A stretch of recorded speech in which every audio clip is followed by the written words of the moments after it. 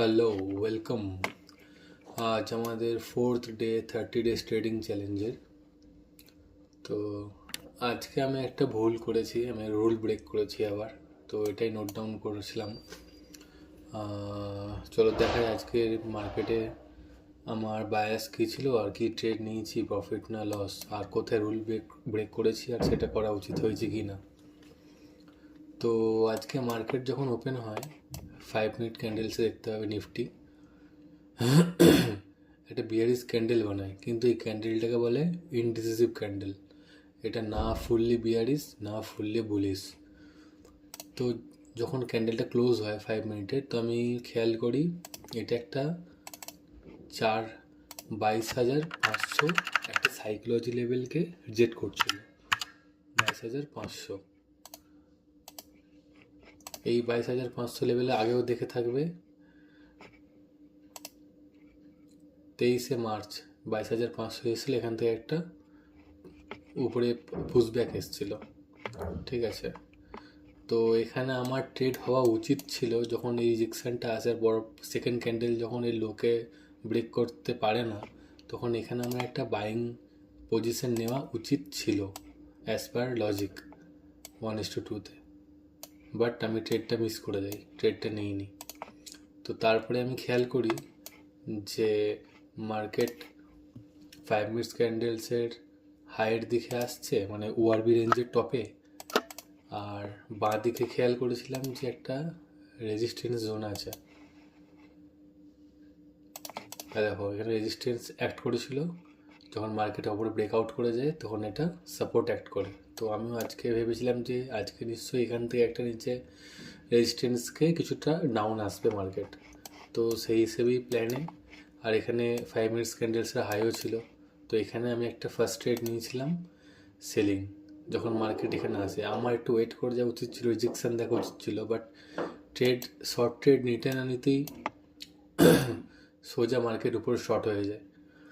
তো এখানে আমি স্টপ লস লাগাবার আগেই আমার অ্যারাউন্ড 7,000 লস হয়ে যায় ওপরে, ঠিক আছে। তো এখানেই আমার বেরিয়ে যাওয়া উচিত ছিল আজকের মতন, বাট আমি সেটা করিনি। আমি করে ফেলেছি রিভেঞ্জ ট্রেড। ওকে, কারণ আগের দিনও লস হয়েছিল, তো সেটাও রিকভার করতে গিয়ে এখানে আমি রিভেঞ্জ ট্রেড করে ফেলেছি।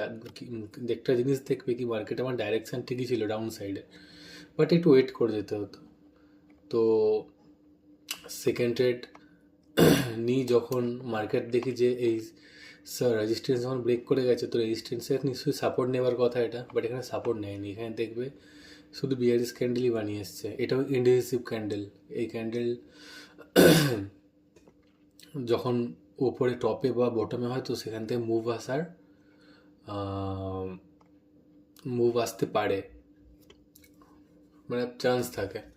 তো যখন দেখলাম যে রেজিস্ট্যান্স ব্রেক করে গিয়ে যেটা সাপোর্ট হিসেবে অ্যাক্ট করছে না, শুধু বিয়ারিশ ক্যান্ডেলই বানিয়ে যাচ্ছে, এবং তারপরে একটা বুলিশ ক্যান্ডেল বানায়, বাট সেটাও সাস্টেন করতে পারে না, ডাইরেক্ট একটা বিয়ারিশ ক্যান্ডেল বানায়। এটাকে কী বলে বলো তো? এটাকে বলা হচ্ছে মারাবুজ ক্যান্ডেল বা বিয়ারিশ ইনগালফিং ক্যান্ডেল।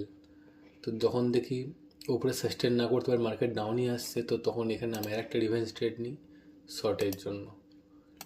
তো এটা ওই 7,000 লসটা কভার করে যায়, আর প্লাস 4,000 টাকার প্রফিট হয়। বাট এই ট্রেডটা নেওয়া উচিত হয়নি, কারণ এটা আমার রুলস ব্রেক করছে। কারণ দিনে একটা ট্রেড নেওয়ার কথা, যেটা আমার লস হয়ে গিয়েছিলো, তো তারপরে আর ট্রেড নেওয়া আমার উচিত হয়নি। বাট লাক ভালো ছিল বলে এটা প্রফিটে গেছে, বাট এটাতেও আরও লসটা আমার বাড়তে পারতো, ঠিক আছে। তো নেক্সট টাইম থেকে ট্রাই করবো যে একটাই ট্রেড নেওয়ার, রুলস ব্রেক না করার। তো প্রফিটের স্ক্রিনশট আমি দেখিয়ে দিচ্ছি। এই যে 4,700 টাকার প্রফিট হয়েছিল এই ট্রেডটাতে।